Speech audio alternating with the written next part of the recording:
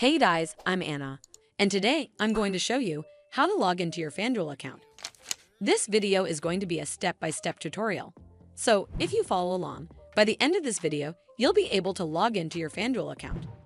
So first of all, you need to open up a browser on your device, and then type in fanduel.com in the URL bar at the top, and then hit enter.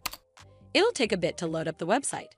From here, you can either log into your FanDuel's casino account or sportsbook account. For this instance, I'll log into my FanDuel sportsbook account. From here, simply click on the Join Sportsbook option. It'll take you to this screen. Over here, you need to click this option that says Already have a FanDuel Fantasy account. It'll then take you to this Login page. Over here, you simply need to enter in your FanDuel account login credentials. As you might already know, that passwords are case sensitive, so make sure that your caps lock key is turned off. And lastly, click on the sign in button and you're done. Also, it might ask you for OTP at times, so make sure to have your phone or email ID handy. Well, that's how you log into your FanDuel account.